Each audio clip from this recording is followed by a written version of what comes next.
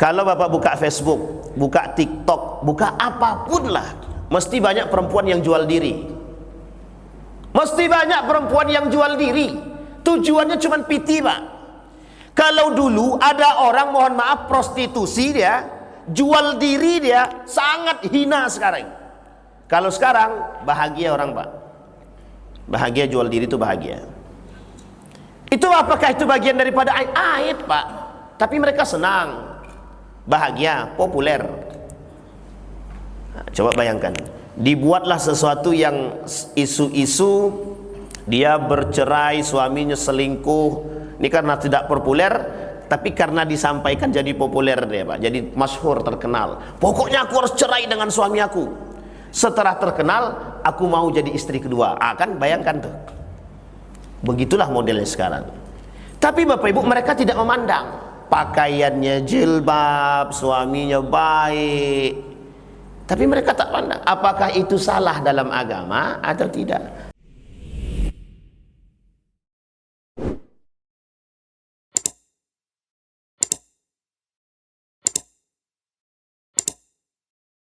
Di subuh hari ini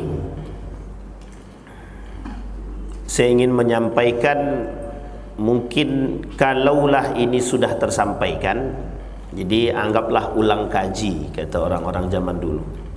Tapi kalau belum, mudah-mudahan menambah pengetahuan bagi kita semua. Karena memang saya belum sempat nanya sama Pak Sadanul apa judulnya, kan begitu. Apa judul ketua? Tidak dikasih tahu. Nah, kan itu susah-susah yang tak dikasih tahu. Baik bapak ibu, di dalam satu hadis baginda Nabi Muhammad sallallahu alaihi wasallam, kata Nabi, sittatu asya'in tuhbitul a'mal. Ada 6 perkara yang merusak amal ibadah. Kata baginda Nabi Muhammad sallallahu alaihi wasallam, sittatu asya'in tuhbitul a'mal. Kata Nabi, ada 6 perkara yang bisa merusak amal ibadah seseorang. Yang merusak amal ibadah di sini, yang pertama, ada ibadah yang tidak diterima secara keseluruhan dari awal sampai akhir. Maksudnya itu bagaimana Ustaz? Dari awal sampai akhir. Misal umur 70, ibadah terus, tapi karena satu perbuatan tadi, itu Allah tak terima semuanya. Itu ada, namanya kufur dia. Kufur. Umur 60, 70, ibadah rajin, tapi melakukan perbuatan yang perbuatan tersebut condong pada perbuatan yang kufur. Artinya terjerumus dan terjebak dalam kekufuran. Kalau terjebak dalam kekufuran, berarti tandanya habis, habitat a'maluhum, dibakar, dihapus amal ibadahnya. Jadi kan sia-sia. Jadi seperti kalau Ustaz Abdul Samad bilang, mengutip ayat itu, haba'an mansura, seperti debu yang berada di atas pasir, ditiup angin hilang. Nah, begitulah istilahnya orang ibadah tapi melakukan kekufuran. Haba'an mansura, sia-sia. Tapi kemudian ada orang yang beribadah hari ini tapi yang dihapus hari ini. Itulah yang disebut dengan perbuatan yang tetap mendapatkan ancaman, dihapus ibadah dia, habitat a'maluhum, tapi hari itu aja. Yang sebelum-sebelumnya tidak. Perbuatan-perbuatan yang sebelum tidak, tapi perbuatan hari itu ibadahnya habis. Contoh, yang suka gibah. Nah, itu sama tuh, orang-orang yang suka gibah.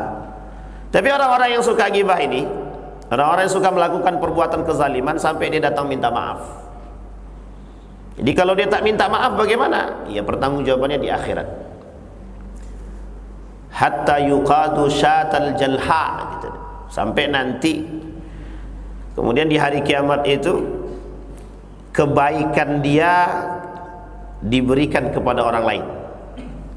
Fa in faniyat min hasanatuhu, kalau kebaikannya habis, fa ukhidat min sayyiatihi, diambil dari keburukan orang yang dia zalimi tadi, faturiha ilaihi, kemudian dibagikan kepada kita yang menzalimi.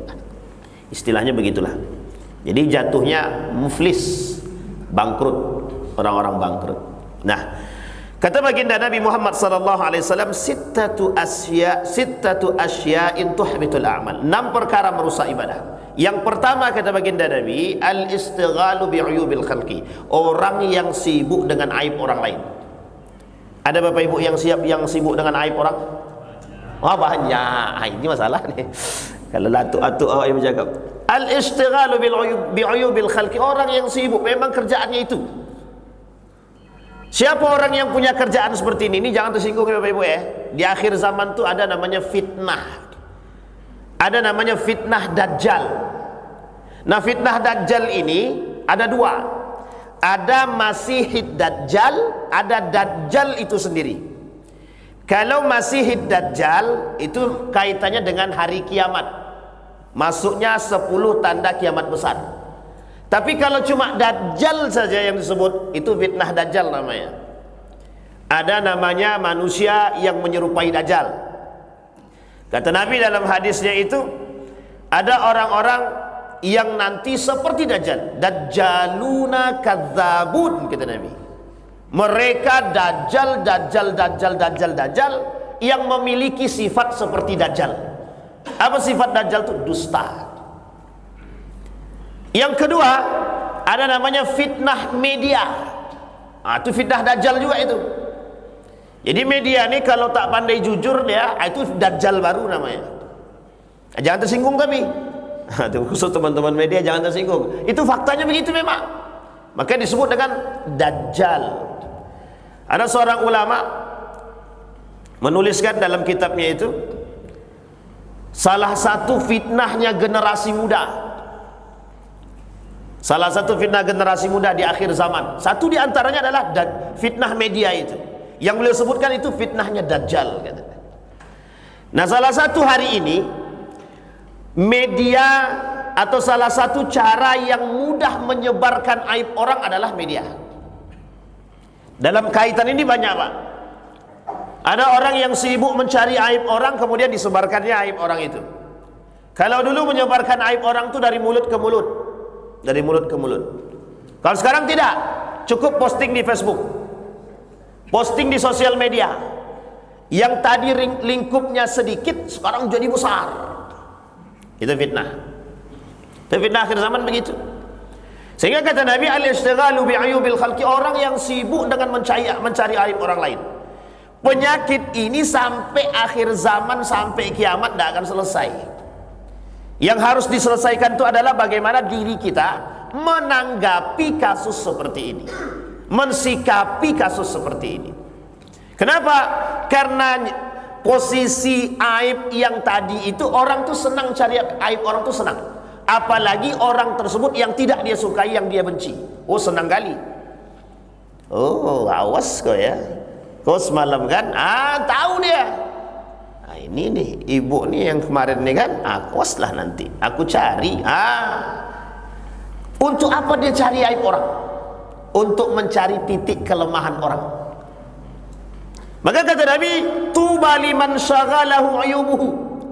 Bersyukurlah, berbahagialah orang yang sibuk dengan aib diri dia sendiri. Tapi poin ini harus digarisbawahi, Pak. Apa yang harus digarisbawahi? Yang harus digarisbawahi, hari ini orang sibuk dengan aib diri dia sendiri, tapi sibuk diposting. Nah, ini dia masalah kita sekarang. Orang sibuk dengan aib diri dia, tapi sibuk diposting. Rumah tangga dia berantakan, diposting. Aku sudah bercerai, suamiku tidak pernah mau bekerja. Nah, coba bayangkan tuh, Pak. Artinya dia buka aib. Aib siapa yang dia buka? Aib keluarga dia. Apa kata baginda Nabi Muhammad SAW? Kata Nabi, orang yang membuka aib keluarga dia terlaknat, masuk dalam kategori dosa besar. Orang yang suka menebar aib rumah tangga. Kau tahu tak, suami aku tuh tak mau kerja, dia malas dia. Itu haram tuh. Ibu-ibu yang bilang begitu dosa dia. Sampai dia minta maaf sama suaminya itu. Sama suami juga begitu. Kau tahu tak, istri aku tak pindah masak, tak pandai masak. Yang dimasak tuh kangkung, rupanya bukan kangkung, ubi. Masa nggak bisa perempuan membedakan mana kangkung mana ubi kan? Tapi kalau itu benar terjadi, menjadi aib bagi seorang istri yang disebarkan, berdosa suaminya. Makanya Bapak Ibu, istilah rumah tangga itu harus sangat-sangat sensitif. Yang boleh tahu rumah tangga Anda dengan suami dan Allah, cukup. Jadi seolah-olah orang tidak tahu, Pak. Tidak tahu apa yang terjadi dalam rumah tangga kita, tuh orang tidak tahu. Di dalam berantem, di luar baik.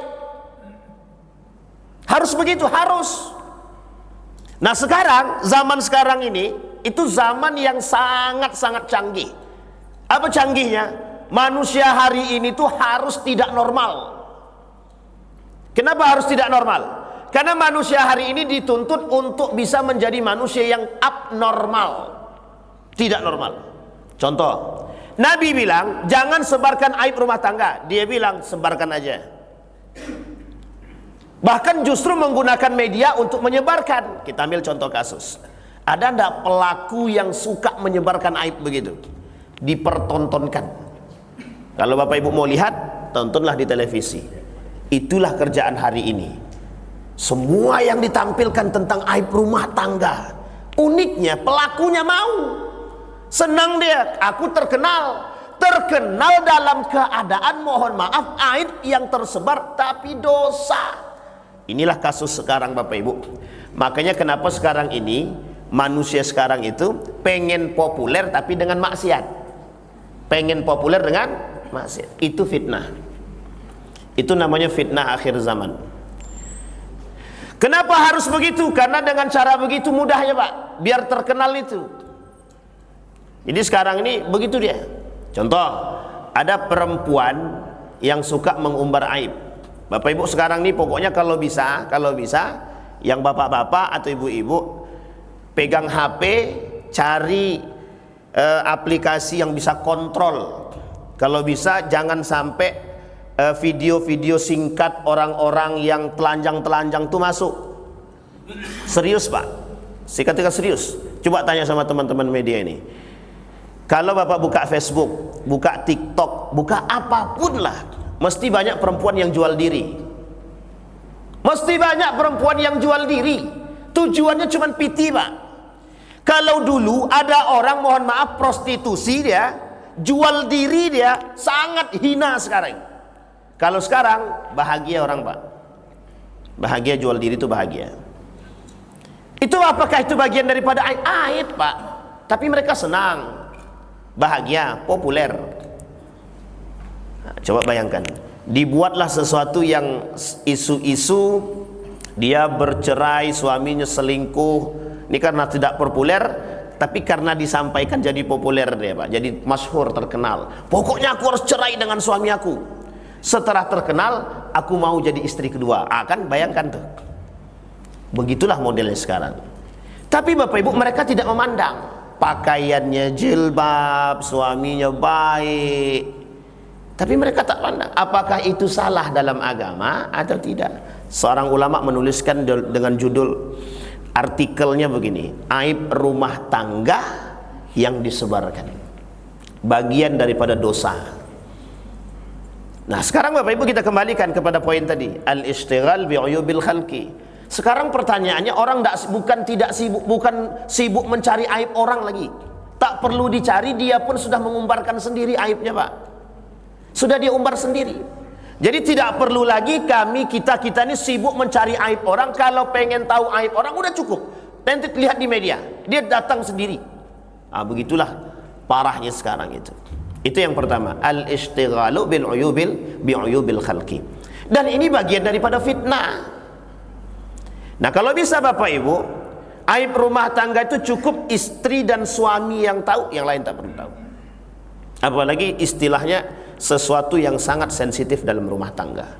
Baik itu persoalan hubungan suami istri yang intim dan yang tidak intim, tidak perlu ada yang keluar rumah, tidak perlu Pak. Tolong dijaga, ini etika.